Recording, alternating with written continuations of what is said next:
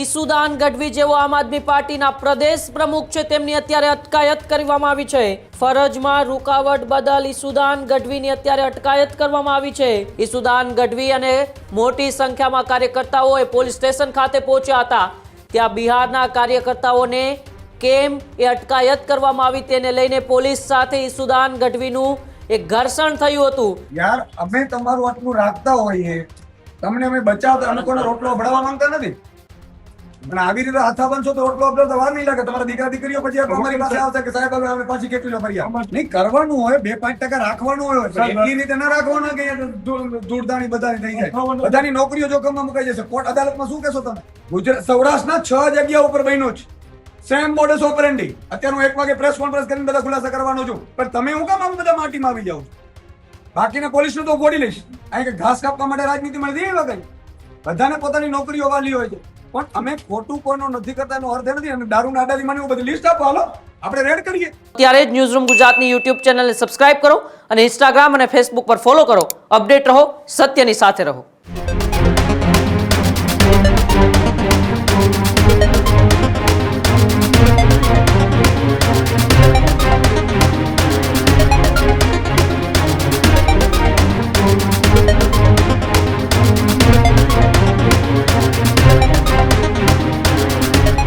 ઈસુદાન ગઢવી જેવો આમ આદમી પાર્ટીના પ્રદેશ પ્રમુખ છે તેમની અત્યારે અટકાયત કરવામાં આવી છે।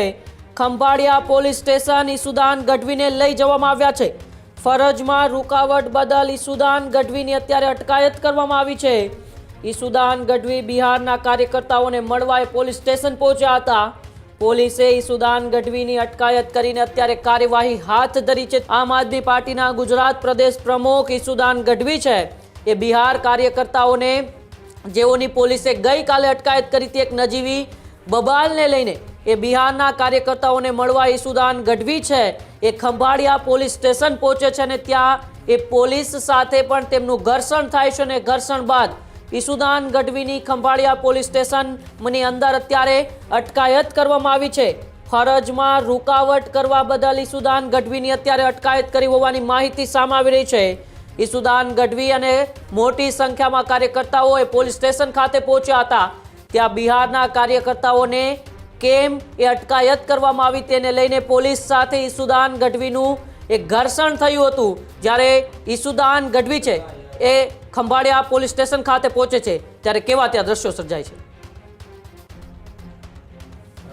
આ લોકોએ 2 જણાને ઊભા કરી એની સ્કૂટી ને કીધું કે તમે વાંગાને મારવાનો છે તોડાવડાવ્યું અને પેલો ફરિયાદ કરવા અહીંયા આવ્યો છે અને એની સામે ફરિયાદ કરી નાખી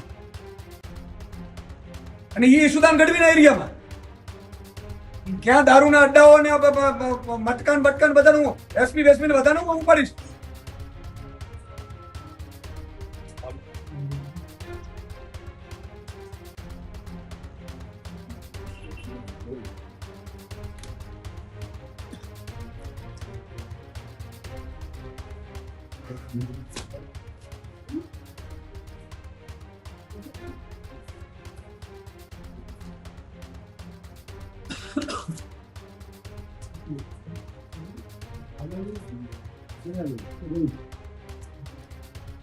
वकील साहब जो मैंने एंट्री कहीं निकल दी दीपक નાટક કરેલ કોને શાંતિ બતાવે છે આમાં બનાવ કેટલા ટાકોન ભાઈ અટક આ ફરિયાદ કેટલા નંબર છે અંડર સેક્શન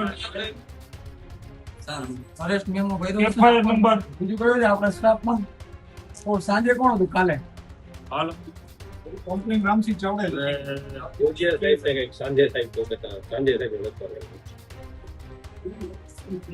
યાર અમે તમારું આટલું રાખતા હોઈએ તમને અમે બચાવતા અમે કોનો રોટલો ભળવા માંગતા નથી પણ આવી રીતે હાથા બનશો તો રોટલો અબડો તો વાર નહીં લાગે। તમારા દીકરા દીકરીઓ પછી અમારી પાસે આવશે કે સાહેબ હવે અમે પાછી કેટલી લો ફરિયાદ આમાં જોતા કેટલા વાગે આ ફરિયાદ નોંધી છે કેટલા તમે વાગે સબ ઇન્સ્પેક્ટર ને બોલાવી લો ભાઈ ક્યાં છે કે નથી સબ ઇન્સ્પેક્ટર બોલાવવાનું પીએસઆઈ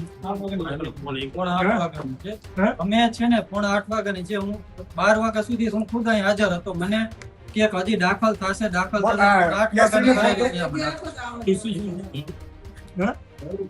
બીજી ટ્રાય મારો બીજી ટ્રાય કરો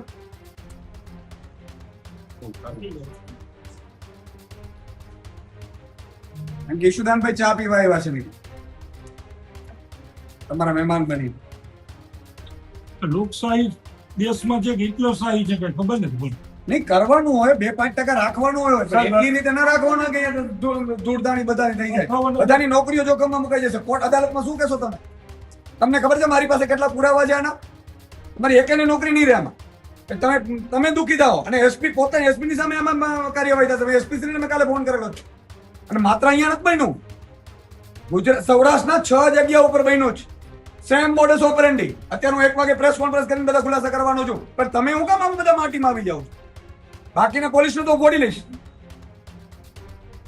તમે યાર, તમે બધા સારા વ્યક્તિઓ છો, આપણા પરિવારના સભ્યો છો અને આવી રીતે કોકના ભરોસે કરશો તો હેરાન થઈ જશો બધા. માણસો ઉભા કરો, ફરિયાદ લખાવડાવવા માટે એને કહો, ધમકી મારો, ફરિયાદ લખાવડાવે. અહીંયા ફરિયાદ લખશે કોઈ? અને જે જગ્યાએ ઘટના બની છે ત્યાં ડાયરેક્ટ આ શું આ નામ જો દીપકની ગાડી સામે ડાયરેક્ટ ગાડી ટચ થાય ઓલા 2 લોકોની. 5 દિવસ પહેલા આઈબીએ મને કીધેલું કે સુદાનભાઈ આવું થશે. મેં કીધું શું થાય?